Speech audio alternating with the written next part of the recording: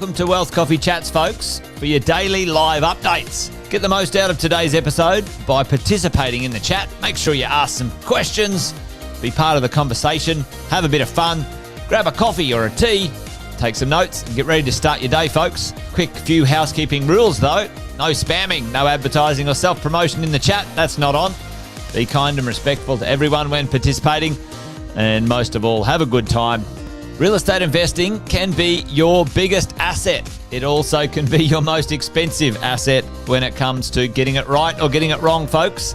It can be time-consuming, stressful, and that's why here at Positive, we have what's called a 6-star team, a full-service team that provides integrated wealth and property investing solutions and services simply designed to help you progress towards your goal of passive income through your property portfolio, folks. Make sure you check out our other podcasts on the Positive Mentor Network. Not only is there Wealth Coffee Chats, there's the Urban Property Investor.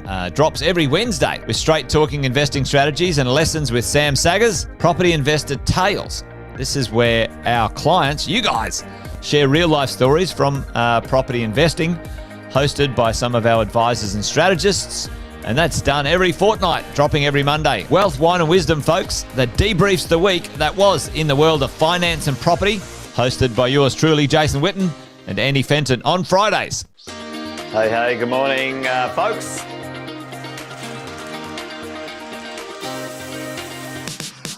Good morning, everybody. Welcome to another Wealth Coffee Chat. Hope you're well, folks, wherever you are. There it is, team. Morning. Morning, wherever you're tuning in from today. Early bird gets the worm, they say. Here at Positive, we offer a 6-star team. It's a team that help you at every stage of your wealth creation journey.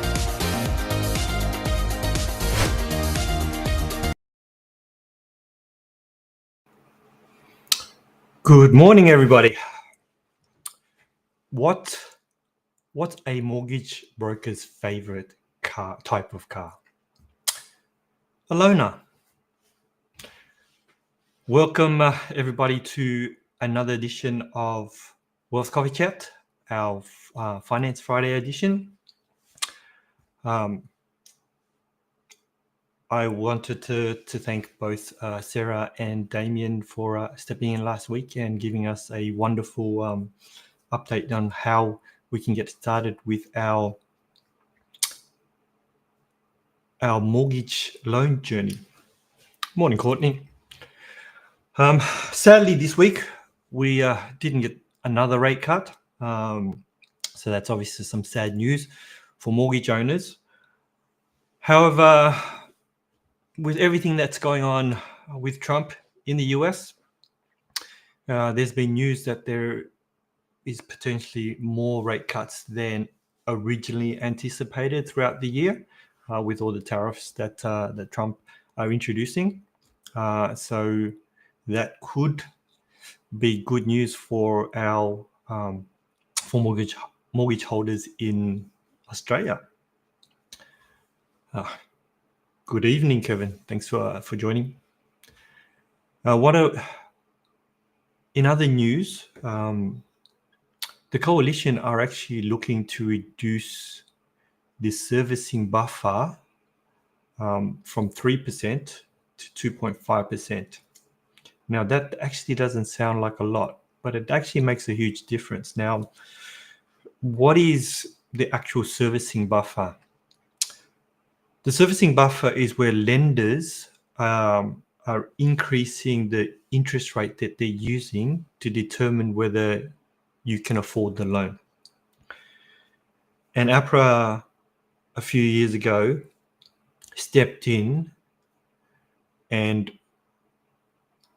made sure that all lenders were using a servicing buffer of 3%. Now, previously, before that, it was the lender's choice on what servicing buffer they wanted to use. But since APRA stepped in and said everybody needed to use 3%, all the lenders had to incorporate that into their servicing, which meant that if you took out a loan and the rate now is 6%, they actually service it at 9% and work out how much you can borrow based on that higher affordability rate. So a reduction in 2.5% will make a difference because now lenders can actually increase how much you can actually borrow. So for me, I would love for that to be incorporated. There are some conditions where lenders, say for example, if we're just looking at refinancing, lenders are able to use a lower servicing buffer, which some lenders were using a 1% servicing buffer if you're just doing a refinance. But for new loans, they had to adhere to the requirement for a 3% servicing buffer.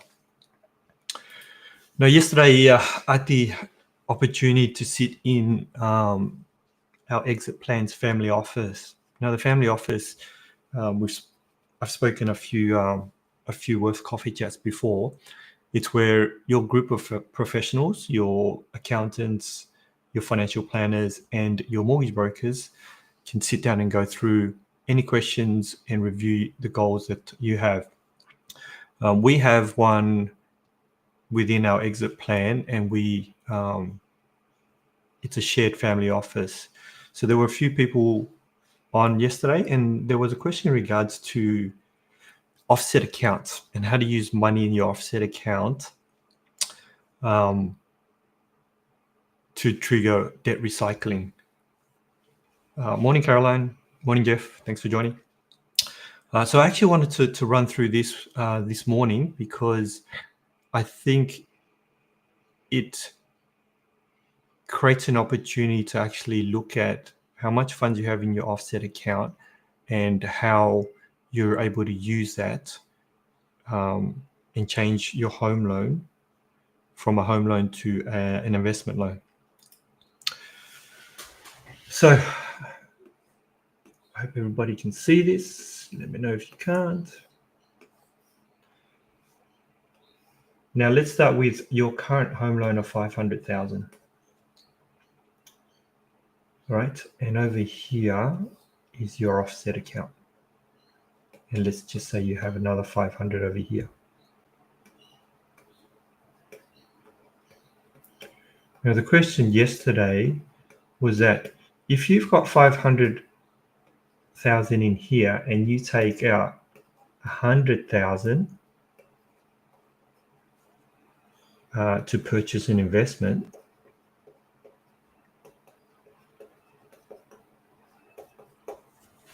then this amount here still appears in this $500,000 loan. So this amount here becomes, it still remains as a bad debt, like as a home loan debt. So non-deductible debt, because it came straight out of the offset account. Now, there's a couple of ways we can do this. And the way that I found easiest is if we take the 100,000 and we put it into your home loan.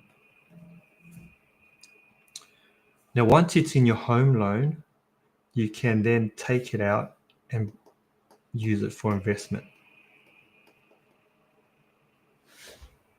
Excuse the handwriting, everybody. Use it as an use it for investment, and it will actually trigger. Now, the reason, and we spoke about this with the accountant, is that now there's a trail to actually say this 500,000 has actually gone down to 400, right? And then it's come back out as an investment. When it comes to lending and determining whether you can claim interest on it or not, it is based on the purpose of the funds. Okay? So the reason why you're actually using the money. So once it goes into your home loan and then it comes back out, it can actually be, the reason it came in was to reduce your home loan, and the reason it came back out was for an investment. And by doing that, it then becomes an investment loan. What you may want to do is that over here, you may want to approach your bank and go, can I get a split of 400 and 100? Okay. And by doing that, it actually makes it cleaner in terms of knowing exactly what the funds were actually used for. Now, just a tip in regards to that. When you ask the bank for the split, don't explain to them the reason why. Because as soon as you let them know, they will give you an investment rate on this portion. And we don't actually want that. We want them to continue to give us the home loan rate on both those loans. Yeah. So when you talk to the banks, only let them know that you wanted to split, but don't tell them the purpose in regards to that. Now, by doing this, it means that the accountants can clearly see. So if the ATO audits it, can clearly see that the money's actually gone in, your home loan's been reduced, and the money's been taken back out. Now, the reason why we do it this way is so that you don't have to go back to the banks and apply for the loan. In the past, what you'd do is you'd tell the banks you'd repay the loan, and the balance goes from 500 down to 400, and then you go back and you apply for another loan. Now, in this scenario, because your property, because in your offset, it's fully offset against your home loan, that's how you would use the debt recycling. If the case is that you only have, say, 200,000 in here, right? Then you may not necessarily take the 200 and put that into the loan if you've got equity in your property and you're looking to purchase investment property. You would actually use the equity here and keep this offset here, because you want to always keep cash flow around just in case. And when it comes to purchasing an investment property, then you want to borrow maximum by using the equity that's available in any of your properties. It doesn't necessarily have to be your home. All right. So I just wanted to share that with everybody, because we talk about how to do the debt recycling, but here's how we would arrange it so that both the accountants, the ATO, and even from a lending perspective, this will actually increase your borrowing capacity as well, because the $100,000. Let me just jump back here. This $100,000 here, we actually use it as an investment loan in our servicing calculator, which means its interest is deductible, and that actually makes a difference in terms of how much you can actually borrow. Increasing servicing, if you're reducing your home loan, you're always increasing your servicing, and that always helps you increase how much you can borrow. So I hope that was helpful. Have a wonderful Friday, everybody. Have an amazing weekend, and I will catch up with you all next week. Bye, guys. Thanks for watching another episode of Wealth Coffee Chat, folks. Make sure you like, subscribe, and turn on your notifications so you never miss a thing when we go live. Improve your portfolio and investing game, folks, with Wealth Coffee Chats live every morning at 8:10 each weekday. Make sure you join us. Previous episodes are also available wherever you get your podcasts, folks, as well as our other podcasts from the 6 Star team here at positivementor.com.au.